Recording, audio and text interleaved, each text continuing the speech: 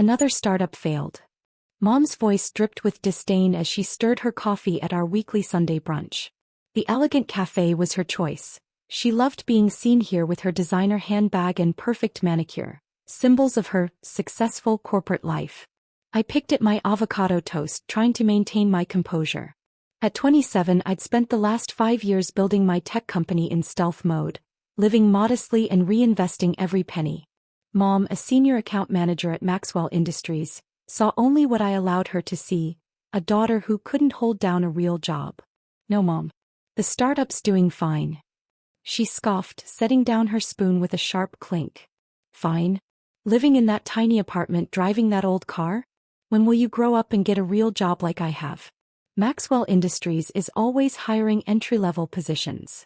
If only she knew that my tiny apartment was actually the penthouse of the building I owned, and that old car was just for keeping up appearances. My real car collection sat in a private garage across town. Actually, Mom, I have some news. I started, but she cut me off. I already know what you're going to say. Another one of your innovative ideas that's going nowhere. Meanwhile, I just got promoted to regional director. Now that's real success. I bit my tongue knowing that tomorrow everything would change. The papers were signed, the deals were done, and in less than 24 hours, Maxwell Industries would have a new owner. You know, she continued, waving to some of her work friends across the cafe, Janet's daughter just started at Maxwell. Entry-level, of course, but at least she's on a real career path. I could put in a word for you. Mom, I don't need dash. Don't be proud, Alexandra. Pride doesn't pay bills. Stop playing entrepreneur and get a real job. This little game of yours has gone on long enough. My phone buzzed, a message from my CFO. Final checks complete. All systems go for tomorrow's announcement. Mom noticed my smile. Another one of your business meetings, she mocked. In that shabby outfit? I glanced down at my deliberately modest clothes. My shabby outfit was actually a hand-tailored Brunello Cucinelli piece that cost more than her monthly salary, but its subtle luxury wasn't obvious to status-obsessed people like her. You know what your problem is? She leaned forward, lowering her voice. You're afraid of real work. Real responsibility. At Maxwell, I manage 50 people. I make decisions that matter. What do? Play with your little computer programs. If she only knew that my little computer programs had revolutionized supply chain management and caught the attention of every major corporation in the country, including her precious Maxwell Industries. Mom, tomorrow dash. No, I don't want to hear about tomorrow. I want to hear that you're finally ready to grow up. Maxwell has an opening in the mailroom. It's not much, but it's a start. A real job with real benefits. I checked my watch.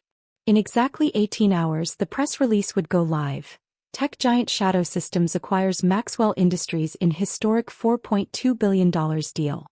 What Mom didn't know was that Shadow Systems was my company. That, playing with computer programs, had built one of the most valuable private tech companies in the country.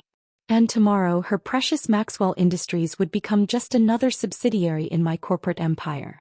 You're right, Mom, I said quietly, standing up. Tomorrow is all about real jobs and real responsibility. She beamed, probably thinking I was finally seeing things her way. So you'll take the mailroom position? No, I smiled, dropping $100 bill on the table. But I will see you at the office tomorrow. There's an important company-wide meeting at 9 a.m. Don't be late. How do you know about that? That meeting is for executives only. Trust me, Mom.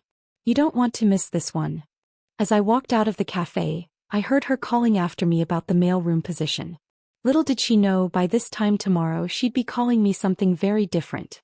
Monday morning, I stood in the executive bathroom of Maxwell Industries, finally dressed the way I normally did, a perfectly tailored Chanel suit, Louboutin heels, and the diamond earrings I'd bought after my first billion.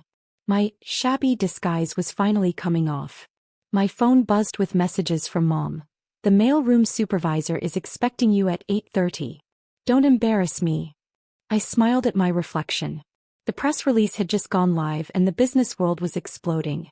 Tech prodigy Alexandra Chen reveals identity as Shadow Systems CEO in Maxwell Industries acquisition. The building was buzzing with nervous energy. Employees huddled in corners, whispering about the acquisition. Nobody knew what to expect from their mysterious new owner. At 8:55, I stepped onto the executive floor where Mom worked. Her office door was open and I could hear her bragging to colleagues. My daughter's finally seeing sense. Starting in the mailroom today. Sometimes tough love is what they need. Miss Chen, my CFO approached, deliberately speaking loudly enough to be heard. Everything is ready for the announcement. The board is waiting in the main conference room. Mom's head snapped up at the familiar voice, but she didn't recognize me at first in my CEO attire. Excuse me, this is the executive floor. The mailroom is dash. She froze mid-sentence as I turned to face her. The coffee cup she was holding slipped from her fingers, shattering on the floor. Alexandra. Good morning, Mom. Or should I say, employee? The color drained from her face as her colleagues started pulling up the breaking news on their phones. Whispers spread like wildfire. That's Alexandra Chen. Shadow Systems have bought the company. Her mother works here. This is a joke, Mom stammered. You can't be. Her manager, Mr. Peterson, came rushing down the hallway. Ma'am, he called out to me, your acquisition team needs you to sign some final documents. Thank you, James, I replied calmly. I'll be there shortly. Mom's legs gave out and she sank into her chair. You own Shadow Systems? Yes.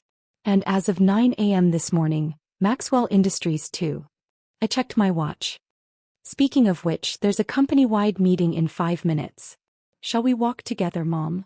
The conference room was packed. Every senior executive, board member, and department head was present. Mom followed me in, still in shock as I took my place at the head of the table. Good morning, everyone, I began. I'm Alexandra Chen, CEO of Shadow Systems and your new owner. Some of you may know me as Margaret Chen's daughter. I paused, looking at Mom. Though apparently, I'm also the new mailroom hire. Nervous laughter rippled through the room. Mom shrank in her seat. Let's talk about changes. First, our technology integration will begin immediately. Second, we'll be reviewing all management positions. I met Mom's eyes, particularly those where promotion was based on politics rather than performance.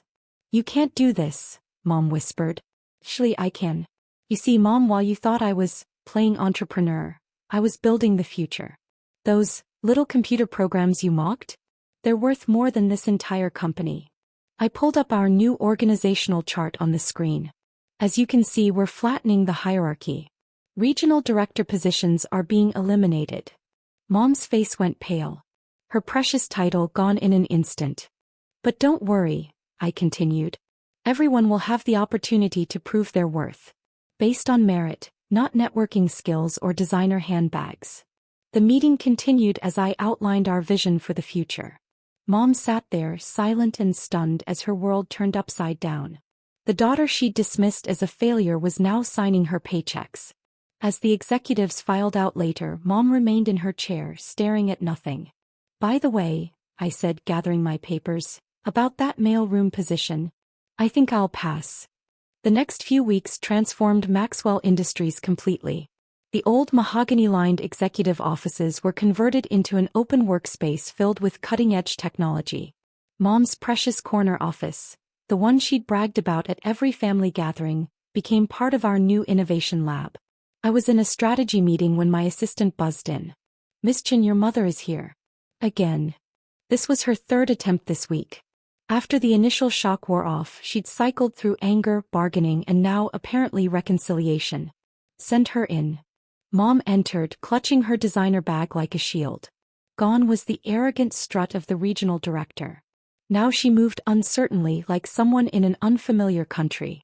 Alexandra, can we talk? I gestured to the chair across from my desk.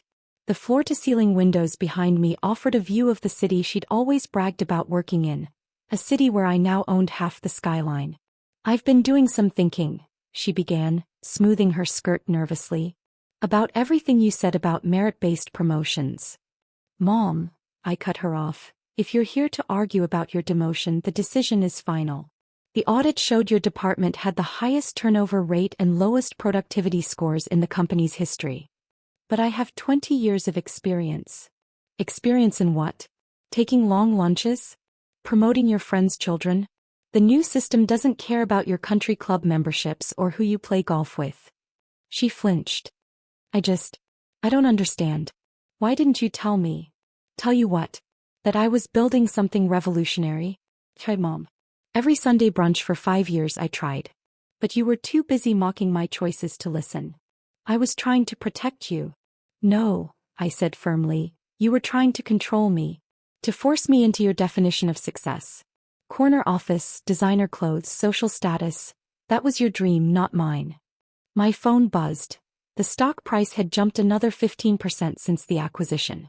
Mom's eyes widened as she saw the numbers on my screen. Is that our market value? Yes. Your unsuccessful daughter just added another billion to her net worth this morning. She slumped in her chair. I feel so foolish. You should. I pulled out a file. But this isn't about revenge. It's about transformation. Here's your new assignment. She opened the file cautiously. Entry-level tech training? Everyone in the company is required to understand our systems. Even former regional directors. Especially them. You start Monday along with all the other managers who needed this wake-up call. But I'll be in classes with people half my age. People half your age who probably know twice as much about modern business. It's your choice, Mom. Learn and grow or find another job. Though, I smiled slightly, you might find it difficult to get hired after being demoted by your own daughter. Tears welled in her eyes. I was wrong about you. So wrong. Yes, you were. But here's the thing about real entrepreneurs, Mom. We don't succeed to prove others wrong. We succeed because we believe in something bigger than ourselves. I stood up, signaling the end of our meeting. Your instructor on Monday will be Kevin. You know, the computer nerd you rejected for a management position last year? He's now our head of innovation. Try to keep up. As she turned to leave, I added, oh, and Mom? That shabby apartment you always criticized? It's the penthouse. I own the building. Just like I own this one. And several others you used to brag about working in. He paused at the door. All this time, you let me believe. I let you see what you wanted to see. You wanted a failure to feel superior to. I gave you that while I built an empire. Ironic, isn't it? After she left, I looked out over the city. My phone buzzed with messages from the tech training department. Enrollment was up, productivity was rising, and the old guard was finally learning what real innovation meant. Sometimes the best lessons come from those we underestimate. And sometimes success isn't about proving others wrong, it's about proving yourself right. I picked up my phone to check the afternoon schedule. The company-wide digital transformation meeting was about to start. I wondered if Mom would finally understand that while she was climbing the corporate ladder, I had built my own tower. And from up here, those corner offices she coveted looked very, very small.